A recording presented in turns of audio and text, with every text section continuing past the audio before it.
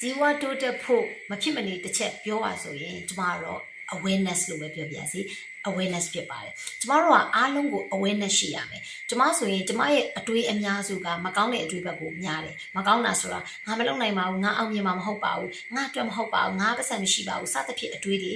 အော်တိုတွေးလိတွေးထားရှိနေပြီဘာလို့လဲနှစ်ပေါင်း30လောက်ကဒီလိုပဲတွေးခဲ့တာမို့လို့အခုချိန်မှာကျမကြီးပွားဖို့အတွက်တိုးတက်ဖို့အတွက်ပြောင်းလဲမဲ့အချိန်မှာကျမဘဝအတွက်ဘာအလိုအဆုံးလဲဆိုတော့ awareness ဖြစ်နေတယ်ဘာလို့လဲတခုခုဆိုရင်အလုပ်တစ်ခုလုပ်မှဆိုဟာမလုပ်နဲ့ကြောက်စရာကြီးကျမအတွင်းထဲကလာပြောနေတာအဲ့ချိန်မှာကြောက်စရာကြီးလို့တက်လာရင် awareness okay ငါတော့ကြောက်နေပြီဒီလိုကိစ္စဖြစ်တာကိုနင်ဘာလို့လုပ်ဖို့ကြောက်တာလဲ you can do it စသဖြင့်ကိုအတိလေးရှိနေတယ်အဲ့တော့အရင်တော့ကဆိုရင်တေစုံတယောက်ကကိုမကောင်းပြောလိုက်တယ်ဆိုရင်ကိုစိတ်ထဲမှာဟာငါပတ်စံမရှိလို့ပြောတာငါဘာမှမဟုတ်လို့ तू ကအဲ့လိုပြောတာငါလေးဝမ်းနေနေတာစသဖြင့်အဲ့လိုမျိုးဖြစ်တယ်အခုကအဲ့လိုပြောလိုက်တဲ့ချိန်မှာ awareness ရှိနေ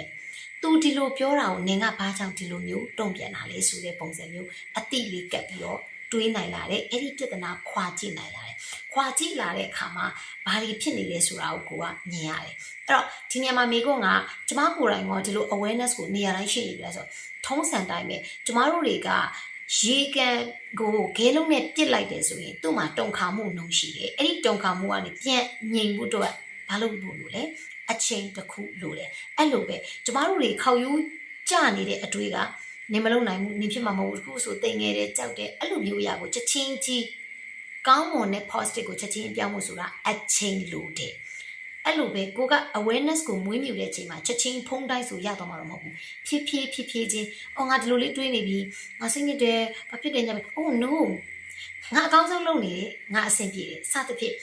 လုံးဝကျမတို့တွေအဲ့လိုမျိုးတဖြည်းဖြည်းတတိကက်နိုင်လေးကြီးဝါဖို့အတွက်အကြံဉာဏ်ကောင်းနေကိုယ့်ရဲ့စိတ်လေးလန်းဆက်လာပြီးမှအဲ့ဒီအသက်တွေနဲ့အများကြီးတိုးတက်လာမှာဖြစ်ပါတယ်ကို့အနေနဲ့ကြီးဝါတိုးတက်ပြောင်းလဲဖို့တစ်ခုပဲလုပ်ပါဆိုရင်အဲ့ဒါကတော့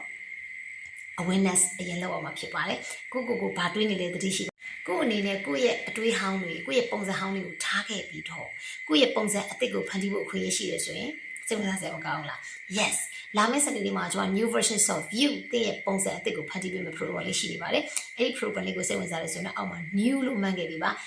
NEW